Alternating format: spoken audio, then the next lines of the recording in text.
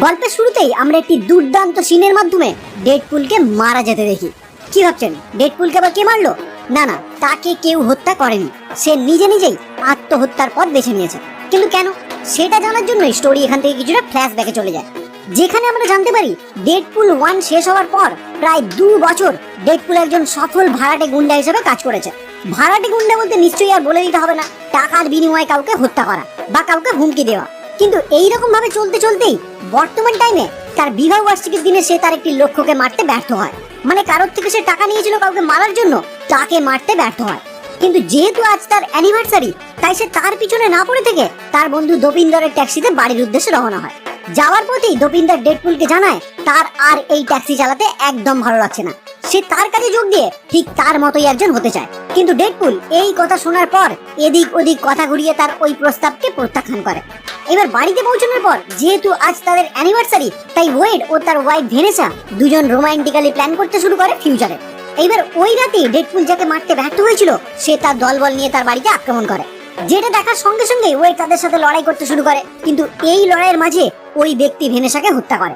ফলে ওয়েড তার ভালোবাসার মানুষকে মারা যেতে দেখে দিক বিদিক শূন্য হয়ে ওই ব্যক্তিকে ধাওয়া করে ধরে ফেলে, আর একটি চলন্ত ট্রাকের সামনে তাকে জড়িয়ে ধরে দাঁড়িয়ে পড়ে। ফলে ওই ব্যক্তি তো সঙ্গে সঙ্গেই মারা যায়। কিন্তু ওয়েড তার ওয়াইফের মৃত্যুর জন্য নিজেকেই দায়ী করে, যে কারণে এই ঘটনার ঠিক 6 সপ্তাহ পর সে নিজেকেই নিজে উড়িয়ে দিয়ে আত্মহত্যা করার চেষ্টা করে, যেই সিন মুভির একদম আমরা প্রথম সিনে দেখেছিলাম। এইবার বোঝা গেছে সে কেন নিজেকে ব্লাস্ট করিয়েছে। যাই হোক, এই ব্লাস্টের ফলে তার শরীর পুরো ছিন্ন বিচ্ছিন্ন হয়ে যায়। এরপরেই আমরা দেখতে পাই ওয়েডের আত্মা পৌঁছে যায় পরকালের দুনিয়াতে, যেখানে সে তার ওয়াইফ ভেনেসাকে দেখতে পেলেও কোনো এক অদৃশ্য বাধা তাকে ভেনেসার কাছে যেতে বাধা দেয়, যে কারণে সে ভেনেসাকে জিজ্ঞাসা করে আমি তোমার কাছে কেন যেতে পারছি না। তখন ভেনেসা জানায় এটা তোমার জন্য সঠিক জায়গা নয়। ফলে সে সঙ্গে সঙ্গে আবার নিজের দুনিয়ায় ফিরে আসে। আর এখানে আমরা দেখতে পাই কলোসাস ওয়েডের বাড়িতে হাজির হয়ে তার শরীরের প্রত্যেকটি টুকরো একটি ব্যাগে নিয়ে হাজির হয় এক্স ম্যানশনে, যেখানে ডেডপুল পুনরায় তার সশরীরে ফিরে আসে। কারণ আমরা তো জানি তার শরীরের প্রত্যেকটি অঙ্গ পুনরায় ফিরে আসে, ঠিক টিকটিকির লেজের মতো। যাই হোক, এখানে সে পুনরায় ঠিক হয়ে গেলেও তার দুঃখ সে কিছুতেই ভুলতে পারছিল না, যে কারণে কলোসাস তাকে বোঝাতে শুরু করে ভেনেসা চলে গেছে তো কি হয়েছে, তাকে নিয়ে ভেবে আর কোনো লাভ নেই, তোমার একটা পরিবার হারিয়েছে তো কি হবে, তুমি আমাদের এক্স ম্যান টিমে যোগ দাও। এই বলে সে যখন তার টিমের রুলস বলতে শুরু করে তখনই ওয়েড প্রফেসর এক্স এর হুইল চেয়ার নিয়ে সেখান থেকে পালিয়ে যায়। ফলে কলোসাস রেগে গিয়ে তার উপর চিৎকার করতে শুরু করে। সেই টাইমে ডেডপুল তাকে জানায় ভেনেসাকে যারা হত্যা করেছে তাদের সকলকে আমি হত্যা করতে পারলেও তাদের মধ্যে একজন এখনো বেঁচে আছে, যাকে হত্যা করতে না পারলে আমি কখনোই শান্তি পাবো না। এই কথা শুনে কলোসাস জানতে চায় কে সেই ব্যক্তি। তখন ডেডপুল জানায় সেই ব্যক্তি আর কেউ না, সে নিজে। এইবার এখানেই একটি ইমোশনাল সিনের মাধ্যমে আমরা দেখতে পাই ডেডপুল কলোসাসকে জড়িয়ে ধরে এক্স ম্যান টিমে যুক্ত হওয়ার প্রস্তাবে রাজি হয়ে যায়। এখান থেকে সিন চেঞ্জ হয় আর আমরা দেখতে পাই একটি মিউট্যান্ট স্কুল। আর এখানেই আমরা প্রথমবারের মতো পরিচিত হই এই মুভির একটি অন্যতম চরিত্র রাসেল কলিন্সের সাথে।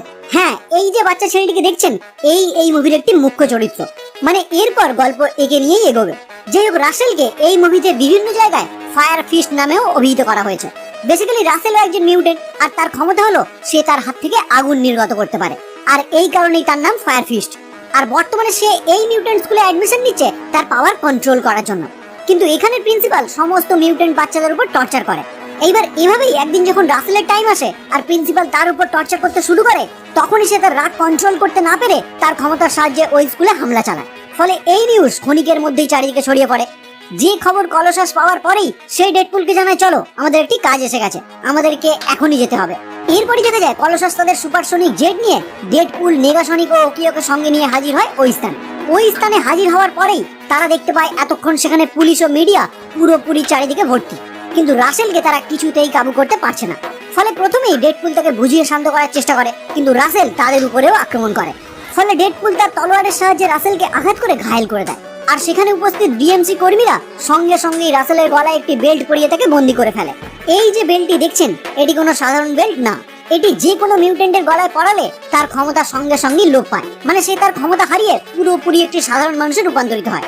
এরপর যখন ওই স্কুলের প্রিন্সিপাল সেখানে হাজির হয়, তখন রাসেল সেখানে উপস্থিত সকলকে রিকোয়েস্ট করতে শুরু করে আমাকে আইস বক্সে নিয়ে চলো, আমি এখানে থাকতে চাই না।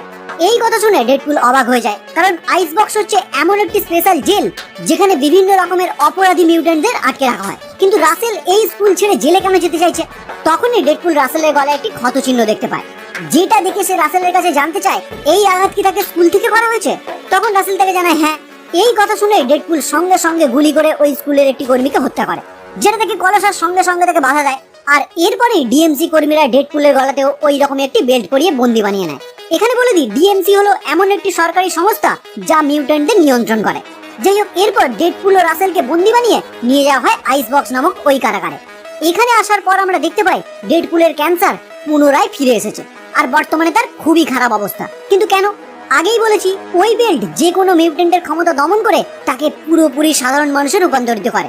আর আমরা তো জানি ডেডপুল ক্যান্সারে আক্রান্ত হয়েছিল, যেটা থেকে সে মুক্তি পেয়েছিল মিউট্যান্টে পরিণত হওয়ার পর। কিন্তু ওই বেল্ট পরার ফলে সে পুরোপুরি একজন সাধারণ মানুষ, তাই তার ওই ক্যান্সার পুনরায় ফিরে এসেছে। এইবার জেলের মধ্যেই তাদের দুজনের কথাবার্তায় আমরা বুঝতে পারি রাসেল সবসময় একটি সুপার হিরো হতে চায়, কিন্তু এখনো পর্যন্ত সে কখনোই অন্যায়ের বিরুদ্ধে প্রতিবাদ করতে পারেনি, কারণ সে সবসময় ভেবেছে কোনো একজন এসে তাকে উদ্ধার করবে। কিন্তু আর না, অনেক হয়েছে। এইবার এই জেল থেকে বেরিয়ে সে সর্বপ্রথম ওই স্কুলের প্রিন্সিপালকে হত্যা করবে। কিন্তু এখান থেকে বেরোনোর জন্য তাকে এই আইস বক্সের সব থেকে পাওয়ারফুল মিউট্যান্টের সাথে বন্ধুত্ব করতে হবে। এই কথা শুনে ডেডপুল জানায়, আমি তো তোমাকে বর্তমানে কোনো হেল্প করতে পারবো না, কারণ আমার কাছে এখন পাওয়ার বলতে একটাই, আর সেটা ক্যান্সার। তাই এই আইস বক্সের একটি সিক্রেট আমি তোমাকে জানাচ্ছি। এখানের বেসমেন্টে এমন একজন বন্দী আছে যে আমাদের থেকে অনেক অনেক অনেক বেশি পাওয়ারফুল।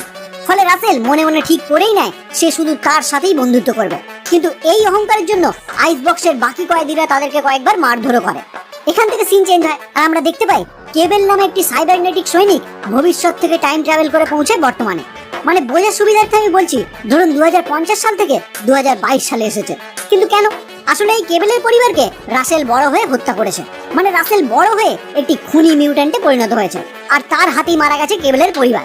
এই কারণেই কেবেল ভবিষ্যৎ থেকে বর্তমান টাইমে এসেছে ছোটবেলাতেই রাসেলকে হত্যা করতে, যাতে তার ভবিষ্যৎ চেঞ্জ হয়ে যায়। মানে সে যদি কোনোভাবে ছোটবেলাতেই রাসেলকে মেরে ফেলতে পারে, তাহলে ভবিষ্যতে রাসেলের কোনো অস্তিত্বই থাকবে না, আর তার পরিবারও তার হাতে মারা যাবে না। আশা করি ব্যাপারটা আমি আপনাদের বোঝাতে পেরেছি। যাই হোক, বর্তমান টাইমে আসার পর সে জানতে পারে রাসেল এখন আইস বক্সে বন্দী। তখনই সে তার আধুনিক হাতিয়ার সাহায্যে আইস বক্সে হামলা করে রাসেলকে হত্যা করার চেষ্টা করে, কিন্তু তার সামনে বাধা হয়ে দাঁড়ায় ডেডপুল। যদিও ডেডপুলের এখন কোনো ক্ষমতা নেই, তাও সে কোনো রকমের চেষ্টা করে রাসেলকে তার হাত থেকে রক্ষা করার। এইবার কেবেলের সাথে লড়াই করার টাইমে ডেডপুলের গলায় লেগে থাকা ওই বেল্ট কোনোভাবে খুলে যায়, ফলে ডেডপুল পুনরায় তার ক্ষমতা ফিরে পেয়ে স্বমহিমায় ফিরে আসে। এখানেই দুজনের একটি দুর্দান্ত ফাইট সিন আমরা দেখতে পাই। কিন্তু এই ফাইটের মাঝেই কেবেলের একটি বোমার কারণে তারা দুজনেই আইস বক্স থেকে ছিটকে বেরিয়ে যায়। কিন্তু তার আগে কেবেল ডেডপুলের থেকে একটি স্পেশাল টোকেন নিয়ে নেয়, যেটা ডেডপুল তার ওয়াইফের স্মৃতি হিসাবে সব সময় নিজের কাছে রাখতো। যাই হোক, আইস বক্স থেকে নিচে পড়ার পরেই ডেডপুল পুরোপুরি শোচনীয় অবস্থায় একটি জলাশয়ের মধ্যে পড়ে যায়। ফলে প্রথম দিকে আমরা যে পরলোকের একটি সিন দেখেছিলাম, এখানেও ওই একই রকম সিন দেখতে পাই। মানে ডেডপুল আবারও পরলোকে পৌঁছে ভেনেসাকে দেখতে পায়, কিন্তু এবারেও সে ভেনেসার কাছে যেতে পারে না, কারণ তার এখনো মরার টাইম হয়নি। ভেনেসা এখানেই তাকে রাসেলকে সাহায্য করার জন্য রাজি করায়। ফলে পুনরায় ডেডপুল জলের মধ্যে থেকে বাইরে বেরিয়ে আসে, আর তার চেতনা ফিরে পাওয়ার পরেই সে বুঝতে পারে তার নতুন মিশন হলো রাসেলকে সাহায্য করা। এরপরই দেখা যায় সে তার বন্ধু ওয়েলসের থেকে জানতে পারে বর্তমানে আইস বক্সে হামলা হওয়ার পর রাসেল সহ কিছু কয়েদিদের অন্য কোথাও ট্রান্সফার করা হবে। এই কথা শুনে ডেডপুল জানায় ওই টাইমে সে রাসেলকে সেখান থেকে মুক্ত করবে, কিন্তু তার একার পক্ষে এটা করা সম্ভব না।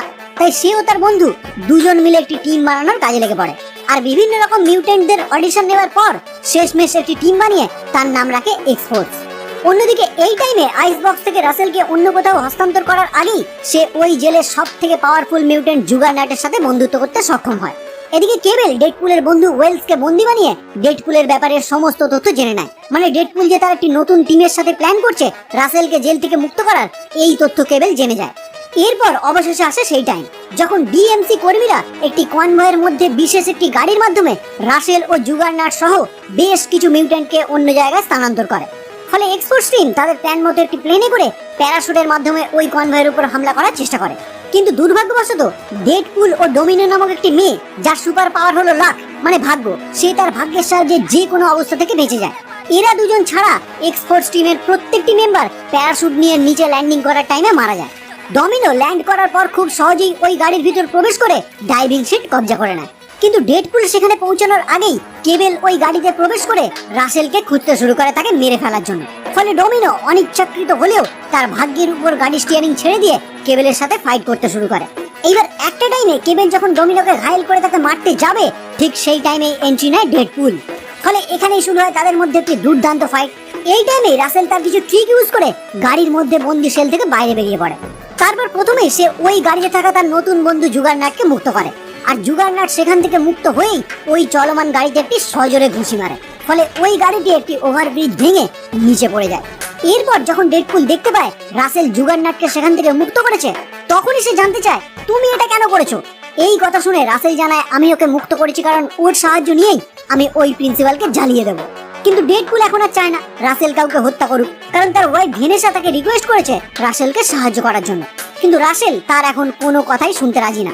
এর মাঝেই জুগারনাট ডেডপুলকে ধরে তাকে পুরোপুরি অর্ধেক করে দেয়, কারণ সে তাদের বন্ধুত্বের মাঝে বাধা হয়ে দাঁড়াচ্ছে। এরপর দেখা যায় ডমিনো ডেডপুলের শরীরের দুটি অংশ নিয়ে হাজির হয় আল নামক ওই ভদ্রমহিলার বাড়িতে, যার কাছে ডেডপুল বিপদে পড়লে আশ্রয় নিত। সেখানেও আমরা ডেডপুল 1 এর মতো একই সিন দেখতে পাই, মানে তার শরীরের নিচের অংশ পুনরায় তৈরি হতে শুরু করেছে। এদিকে কেবেল ওই ধ্বংসস্তূপ থেকে বেরিয়ে সোজা পৌঁছে যায় ডেডপুলের কাছে, কিন্তু এইবার সে তার সাথে মারামারি করতে আসেনি, সে এসেছে তার সাথে একটি চুক্তি করতে। কিন্তু কি সেই চুক্তি? এখানে কেবেল ডেডপুলকে জানায় রাসেল বড় হয়ে তার বউ ও সন্তানকে হত্যা করেছে, আর আজ সে তার লাইফের প্রথম খুন করতে চলেছে, মানে ওই প্রিন্সিপালকে মারতে চলেছে। এরপর থেকে সে এইরকম খুন বারবার করবে। আর বর্তমানে আমি তাকে একা কিছুতেই মারতে পারবো না, কারণ তার সাথে এখন আছে জুগারনাট, তাই আমি তোমার কাছে এসেছি তোমার থেকে সাহায্য চাইতে। তখন ডেডপুল জানায় তুমি যদি ভবিষ্যৎ থেকে টাইম ট্রাভেল করে এই টাইমে আসতে পারো, তাহলে তুমি সেই টাইমে যাও যেখানে রাসেল পুরোপুরি একটি বাচ্চা ছেলে, যেখানে তাকে খুব সহজেই তুমি হত্যা করতে পারবে। কিন্তু কেবেল জানায় যে ডিভাইসের মাধ্যমে সে টাইম ট্রাভেল করে এখানে এসেছে সেটার সাহায্যে একটি নির্দিষ্ট দিন পর্যন্ত টাইম ট্রাভেল করা সম্ভব, আর বর্তমানে সে বেশি অতীতে যাওয়ার চেষ্টাও করতে পারবে না, কারণ ওই ডিভাইস এখন মাত্র দুবারই ইউজ করা যায়, একবার অতীতে যাওয়ার জন্য আর দ্বিতীয়বার অতীত থেকে ঠিক টাইমে ফেরার জন্য। এই কথা শুনে ডেডপুল রাজি হয়ে যায় তার সাথে মিলে রাসেলকে আটকানোর জন্য। কিন্তু তার আগে সে কেবেলকে জানায় তুমি আগে কথা দাও তুমি রাসেলকে হত্যা করবে না, ওকে একটা চান্স দেবে বদলানোর জন্য। প্রথমে কেবেল এই কথায় রাজি না হলেও যখন ডেডপুল জানায় যদি প্রথম খুন করা থেকে আমরা তাকে আটকাতে পারি, তাহলে হয়তো সে বড় হয়ে আর কোনোদিন খুনি হবে না, তার ভবিষ্যৎ পুরোপুরি চেঞ্জ হয়ে যাবে, তাহলে তো তোমার পরিবার আর তার হাতে মারা যাবে না, মানে ভবিষ্যতে তোমার পরিবারও বেঁচে থাকবে। এই কথার পর কেবেল ও ডেডপুলের প্রস্তাবে সম্মতি জানিয়ে রওনা হয় রাসেলকে আটকানোর জন্য। কিন্তু ডেডপুল প্রথমেই উপস্থিত হয় এক্স ম্যানশনে, কারণ সে জানে জুগারনাটের সাথে পেরে ওঠা খুবই মুশকিল।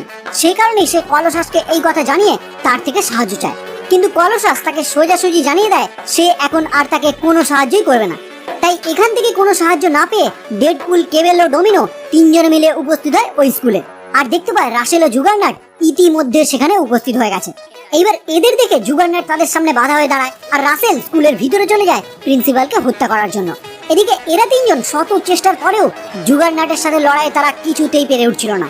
জুগারনাট একাই যখন তাদের ব্যান্ড বাজিয়ে দিচ্ছিল, ঠিক সেই টাইমে এন্ট্রি নেয় কলোসাস, আর তারপরেই শুরু হয় কলোসাস ও জুগারনাটের মধ্যে একটি দুর্দান্ত লড়াই। এরই মধ্যে বাকি দুজন এক্সম্যান মানে নেগাসনিক ও ওকিও সেখানে হাজির হয়ে একসাথে মিলে জুগারনাটকে পরাজিত করে। অন্যদিকে রাসেল ঠিক যেই টাইমে তার প্রিন্সিপালকে হত্যা করতে যাবে, ঠিক তখনই তার সামনে বাধা হয়ে দাঁড়ায় কেবেল ও ডেডপুল। এরপর দেখা যায় ডেডপুল তাকে অনেক রকম ভাবে বোঝাতে শুরু করে যাতে ওই প্রিন্সিপালকে সে হত্যা না করে, কিন্তু শত চেষ্টার পরেও রাসেল তার কথা না বুঝে ডেডপুলের উপরেই আক্রমণ করে তাকে তার কাছ থেকে সরিয়ে দেয়। এইবার ডেডপুল এত কিছু করেও যখন ব্যর্থ হয়, তখন তার কাছে থাকা ওই বেল্ট সে তার নিজের গলায় পরে নেয়, আর জানায় এইবার আমি একজন পুরোপুরি সাধারণ মানুষ, নাও এবার তুমি আমার উপর আক্রমণ করো, মারতে হলে আমাকে মারো, আমি তোমার হাতে মরতে চাই। ডেডপুল ভেবেছিল এইবার হয়তো সে তার উপর আক্রমণ করবে না, কিন্তু রাসেল এতটাই রেগেছিল যে এখনো সে তার উপর আক্রমণ করতে যায়। এটা দেখেই কেবেল তার বন্দুকে থাকা লাস্ট গুলি রাসেলের উপর উদ্দেশ্য করে নিক্ষেপ করে, আর ডেডপুল রাসেলকে বাঁচাতে গিয়ে ওই গুলির সামনে ঝাঁপিয়ে পড়ে, যেটা দেখে রাসেল ক্ষণিকের মধ্যেই শান্ত হয়ে ডেডপুলের কাছে ছুটে আসে, কারণ সে তাকে বাঁচাতে গিয়ে ওই গুলির সামনে ঝাঁপিয়ে পড়েছে, তাই এখন সে তার কথা মতো আর কাউকে হত্যা করবে না। এরপরেই কেবেল তার কাছে থাকা তার মেয়ের একটি টেডি বিয়ার লক্ষ্য করে বুঝতে পারে ভবিষ্যতে তার পরিবার এখন জীবিত। এইবার নিশ্চয়ই প্রশ্ন আসবে, একটি টেডি বিয়ার দেখে সে কিভাবে বুঝলো তার পরিবার ভবিষ্যতে সুরক্ষিত? আসলে সে যখন ওই টেডি বিয়ার নিয়ে টাইম ট্রাভেল করে ভবিষ্যৎ থেকে বর্তমান টাইমে এসেছিল, তখন ওই টেডি বিয়ার ছিল পুরোপুরি কালো, মানে একটি বোম ব্লাস্ট করার পর সেই ঘরে থাকা একটি টেডি বিয়ারের যে অবস্থা হতে পারে ঠিক সেই রকম অবস্থা। কিন্তু এই মুহূর্তে সে লক্ষ্য করে ওই টেডি বিয়ার পুরোপুরি চকচকে হয়ে উঠেছে, মানে ভবিষ্যতে তার বাড়িতে কোনো বোম বিস্ফোরণ হয়নি, কারণ রাসেলের এই সিদ্ধান্ত তাকে ভবিষ্যতে আর খুনিতে পরিণত করবে না। যাই হোক, এখানে কলোসাস ডেডপুলকে মারা যেতে দেখে এগিয়ে এসে যখন তার গলায় থাকা ওই বেল্ট খুলে ফেলতে চায়, তখন ডেডপুল তাকে বাধা দেয়, কারণ সে আর বাঁচতে চায় না। এইবার এখানেই একটি ইমোশনাল সিনের মাধ্যমে ডেডপুল তাদের মধ্যে থেকে বিদায় নেয়। পরবর্তী সিনে দেখা যায় ডেডপুল পুনরায় পৌঁছে গেছে পরলোকে, আর এইবার সে খুব সহজেই ভেনেসার কাছ পর্যন্ত পৌঁছে যায়। কিন্তু এখনো ভেনেসা তাকে জানায় এত তাড়াতাড়ি তার এই জগতে আসার টাইম হয়নি, তাকে আবারও ফিরে যেতে হবে। কিন্তু আমরা তো কিছুক্ষণ আগেই দেখলাম সে তো মারা গেছে, তাহলে সে কিভাবে ফিরবে? এখানেই আসে টুইস্ট। যে ডিভাইসের মাধ্যমে কেবেল টাইম ট্রাভেল করে বর্তমান টাইমে এসেছিল, সেটার সাহায্য নিয়েই কেবেল কিছুটা টাইম পিছনে পিছিয়ে নিয়ে যায়। আর যে জায়গায় ডেডপুলের গুলি লাগার কথা, সেই জায়গায় ওই টোকেনটি রেখে দেয়, যেটা সে আইস বক্সে লড়াই করার টাইমে ডেডপুলের থেকে ছিনিয়ে নিয়েছিল। তারপর পুনরায় যখন সেই ঘটনা ঘটে, কেবেল রাসেলের উপর গুলি চালায় আর ডেডপুল সেই গুলির সামনে ঝাঁপিয়ে পড়ে। তখন দেখা যায় ওই গুলি ডেডপুলের শরীরে না লেগে সেই টোকেনে আঘাত করে, ফলে এইবার ডেডপুল মারা না গিয়ে বেঁচে যায়। আর রাসেল এই সিন দেখে আগের বারের মতো এবারেও তার মত পরিবর্তন করে, মানে সে ওই প্রিন্সিপালকে হত্যা না করে ছেড়ে দেয়। কিন্তু ডেডপুল যখন বুঝতে পারে কেবেল তাকে বাঁচানোর জন্য সে তার সময়ে ফিরে যাওয়ার লাস্ট চান্সও হারিয়ে ফেলেছে, তখনই সে তাকে জড়িয়ে ধরে। মানে আগেই বলেছিলাম, কেবেল ওই ডিভাইসের মাধ্যমে আর একবারই মাত্র টাইম ট্রাভেল করতে পারবে, যেটা সে ডেডপুলকে বাঁচাতে গিয়ে ইউজ করে ফেলেছে। মানে এখন সে তার সময়ে আর কোনোদিনই ফিরে যেতে পারবে না। যাই হোক, লাস্ট টাইমে দেখা যায় তারা যখন ওই স্কুল থেকে সকলে মিলে ফিরে আসছিল, তখন ওই প্রিন্সিপাল সেখানে উপস্থিত হয়ে তাদেরকে উল্টো পাল্টা কথা বলতে শুরু করে। এই টাইমে দোপিন্দার তার ট্যাক্সি ওই প্রিন্সিপালের উপর দিয়ে চালিয়ে দেয় আর গাড়ি থেকে নেমে লাফাতে শুরু করে এই আনন্দে যে সে তার লাইফের প্রথম হত্যা করে ফেলেছে। মানে এখন থেকে সে ডেডপুলের দলে নাম লিখিয়েছে, যেটা সে অনেকদিন ধরেই চাইছিল। পোস্ট ক্রেডিট সিনে দেখা যায় মেগাসনিক ও ওকিও দুজন মিলে কেবলের ওই টাইম ট্রাভেল ডিভাইসটি আপগ্রেড করে ডেডপুলের হাতে তুলে দেয়, যেটা নিয়ে ডেডপুল টাইম ট্রাভেল করে এক গুচ্ছ কাণ্ড কারখানা করে। যেমন প্রথমত সে তার স্ত্রী ভেনেসাকে মারা যাওয়ার হাত থেকে বাঁচিয়ে নেয়, মানে যে ব্যক্তি ভেনেসাকে গুলি করে হত্যা করেছিল সেই গুলি চালানোর আগেই ডেডপুল তাকে হত্যা করে, ফলে ভেনেসা বেঁচে যায়। এরপর সে তার এক্সপোর্টসের যে সকল মেম্বারগুলি মারা গিয়েছিল তাদের প্রত্যেককেও মৃত্যুর হাত থেকে বাঁচিয়ে নেয়, মানে ভবিষ্যতে এদেরকেও আমরা কোনো না কোনো মুভিতে দেখতে চলেছি। এরপর সে পৌঁছে যায় এক্সম্যান অরিজিন উলভারেনের সেই টাইমলাইনে, যেখানে ওয়েপেন 11 মানে ওই টাইমলাইনের ডেডপুলের সাথে সামনাসামনি হয় লোগান, কিন্তু ডেডপুল সেখানে হাজির হয়েই ওয়েপেন 11কে হত্যা করে। এরপর অভিনেতা রায়ান রেনল্ডসকে হত্যা করে যখন তিনি গ্রিন লন্ঠন ছবিতে অভিনয় করার কথা ভাবছেন। এইবার এইটা একটু ক্লিয়ার করে দিই, আসলে আমাদের ডেডপুল একটা রায়ান 2011 সাল নাগাদ গ্রিন লন্ঠন নামে একটি সুপার হিরো মুভিতে অভিনয় করেছিল। আর এই সিনের মাধ্যমে হয়তো দর্শকদের এটা বোঝানো হয়েছে যে ওই ছবিতে অভিনয় করাটা তার ভুল হয়েছিল, যে কারণে ওই ছবি নিয়ে ভাবার আগেই ডেডপুল তাকে হত্যা করে। এটা খুবই ফানি ব্যাপার। এরপরেও ডেডপুল পৌঁছে যায় অ্যাডলফ হিটলারের একদম জন্মের টাইমে, তাকে হত্যা করবে এই চিন্তা মাথায় নিয়ে। কিন্তু শেষ পর্যন্ত ডেডপুল তাকে হত্যা করলো কিনা এই মুভিতে সেটা দেখানো হয়নি, তার আগেই মুভিটি সমাপ্ত হয়।